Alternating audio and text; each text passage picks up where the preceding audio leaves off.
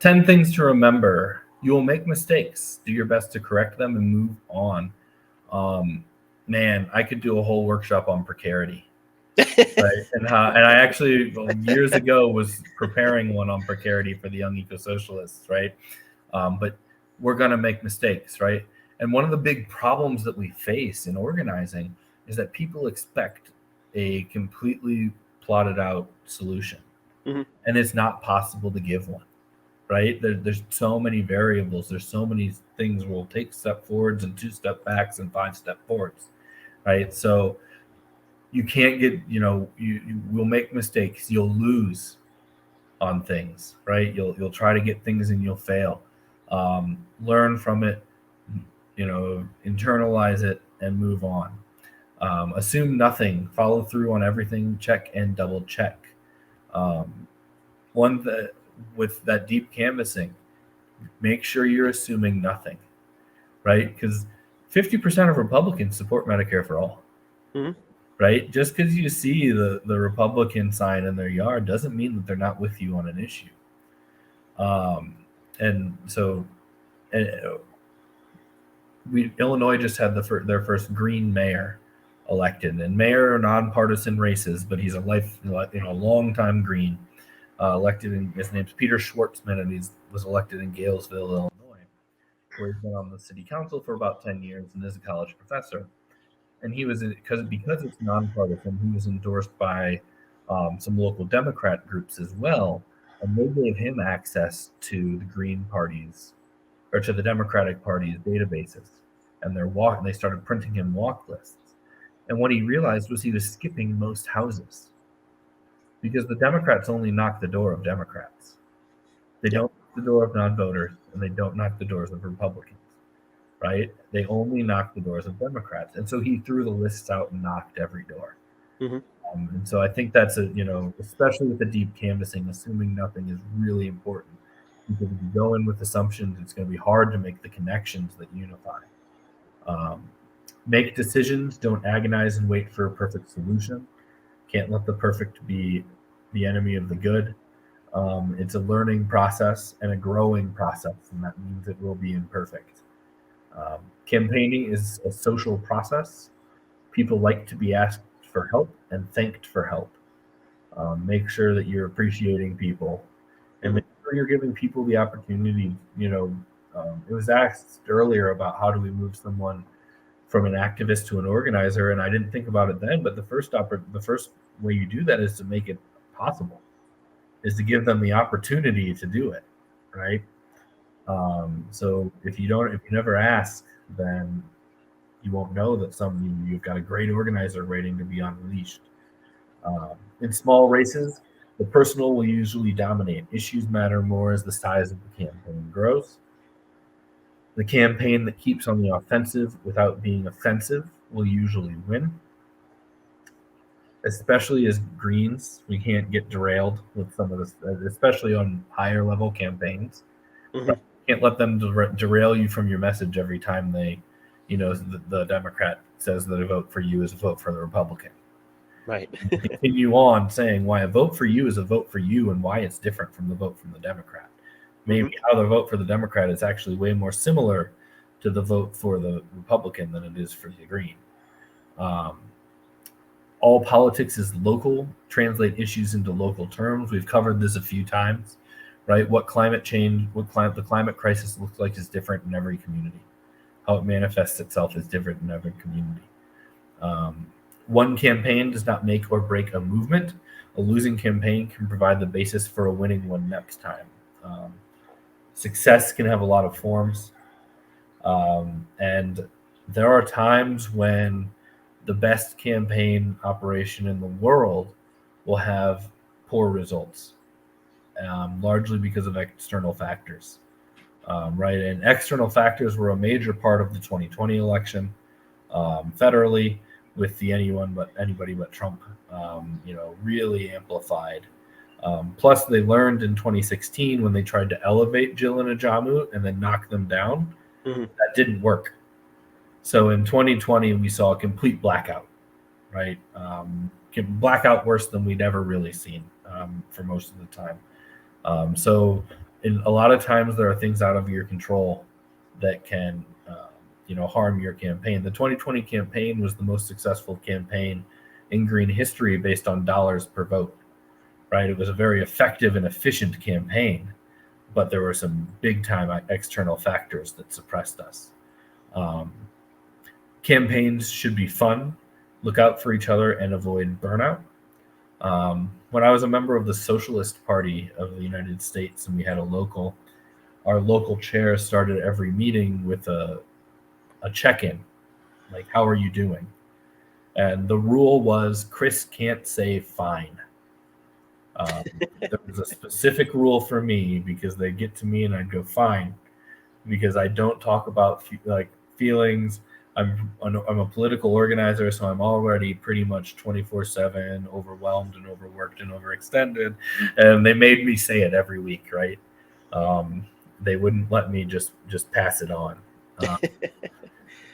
And then a campaign is a chance to show who you are and what you favor. Use every opportunity to show how grassroots campaigns are different from politics as usual in the two old parties.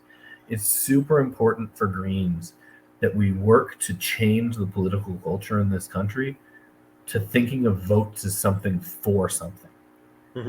Because it's become very skewed, and almost all mainstream voters are voting against things, right? I don't know a whole lot of hardcore Biden people. They voted against Trump. And the Trumpers are voting against the things that the right wing is fear mongering.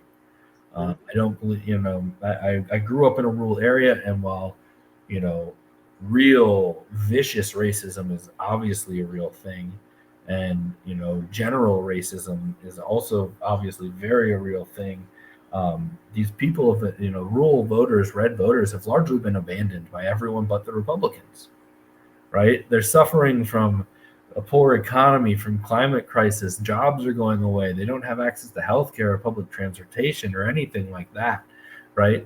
And the only people that are coming to them with reasons and solutions are the Republicans. And so most of them are voting against things, right? The Republicans are amazing at weaponizing social issues and getting people to vote, on those.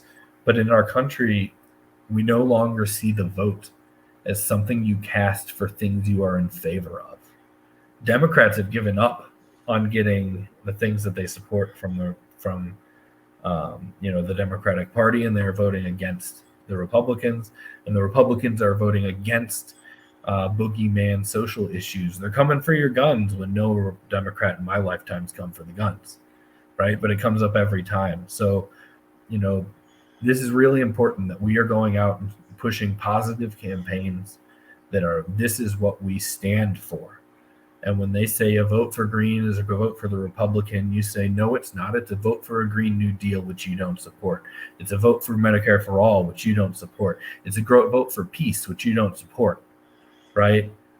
We really need to center what we stand for, and we can't get involved in the, centering our campaigns against negative voting against the Republicans and Democrats. We need to be, we need to lead the charge.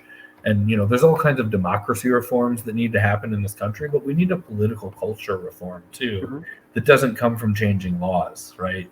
And we need to be on the forefront of leading a positive, votes are a positive thing, not a negative thing, culture shift. Yeah, I think we have to change the culture in other people, and we can't do that until we change the culture in ourselves, in our own minds. I think all of us, we all grew up in a capitalist system.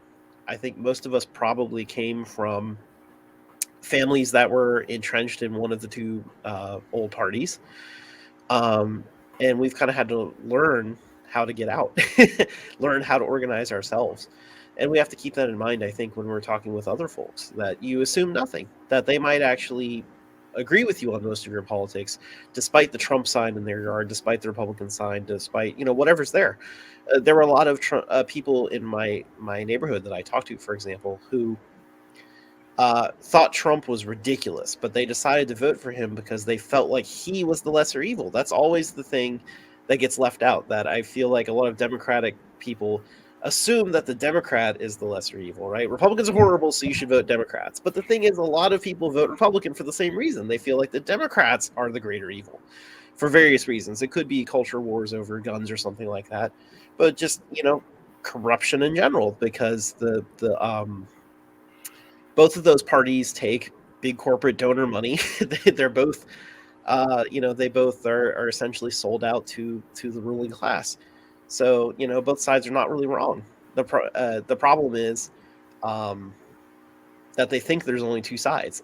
So we have to change that culture that it's not a binary. It's about voting for what we want for and making the change happen. And we start by doing that ourselves. And we start changing ourselves by becoming organizers, making that commitment to be organizers, and understanding things like it. And this is, when I started in the Green Party, I wish I understood it a little bit better. I'd always get very nervous to be involved in organizing events and things like that. I'd always think like, well, maybe we shouldn't do that, or I don't know. Like, I've never done this before. Should I be doing this? A lot of these points to remember are about, just go do stuff. Don't make assumptions. Just go do things in your community. And you will make mistakes, but you're going to learn from them. And you're going to build your organization from that. You're not going to win things at first, but one campaign doesn't make or break the movement. That we build from that experience. And on one of the previous slides, it mentioned name recognition. One good example of that is when you run for office, maybe the first time you don't win, but you've now built name recognition. You've now built trust in your community, and that's how you win.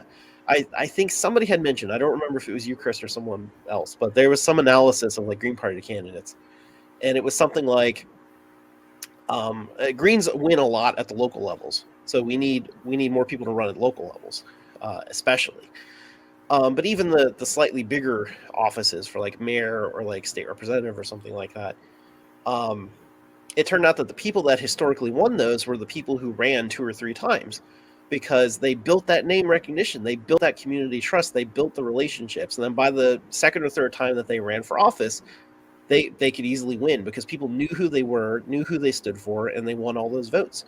So we don't want to get ourselves stuck in the rut that the Democratic Party wants us to be stuck in, where we think that we have, this is, every election is the most important election in your lifetime and that sort of thing. So you have to be afraid of who you're voting for and all this stuff. We have to instead look for what we're building for the future and not get tied up on, I have to win this particular effort or this particular election this year. Instead, change is only going to come from building a mass movement, and that's going to take time and energy. And we have to commit to that. And as much as I could snap my fingers and make capitalism go away tonight, that's just not how it's going to happen, right? It's going to be a cultural movement. It's going to be a cultural revolution that will change things over time. And that's what we're organizing for. It's what we're building for. And that's what we're going to win if we all stick together. So, yeah, and these things tend to kind of exponentially domino too, right? uh-huh. Smaller, once you show success, once you show up and show what you're doing and what you stand for, you'll get support coming from places you never would have expected. Mm-hmm. I have a good friend who ran an anarchist community space, or that for kids to hang out in the sundown town where he grew up. If you don't know what a sundown town is, it's a town where historically Black people were not allowed. Right, this is deep rural central Illinois, very racist, history, and he opened a community center right off the town square that had a 20-foot tall anarcho-communist flag painted on the front.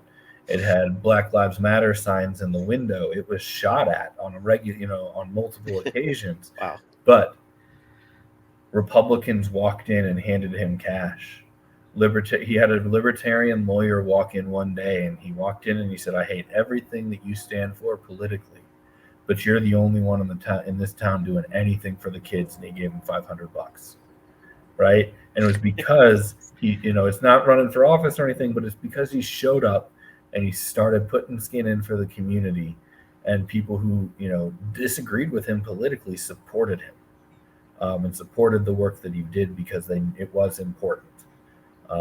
So once you get moving, if you can get, like it said, don't make decisions. Once you start, if you're just saying, if you're going to people and say, would you support us if we, it's a hypothetical and you're not going to get a good sample of answers. As opposed to we're doing this, are you on board? It's a more active, ask, and it's going to have a lot higher rate of success. And the rate of success on it is also going to be higher in consistency, right? A lot of the people who said, "Oh yeah, if you did that, I'd support you," aren't going to show up when you're doing it. But they might when you have when you're actually moving. The person that says yes, you can get them plugged in right away.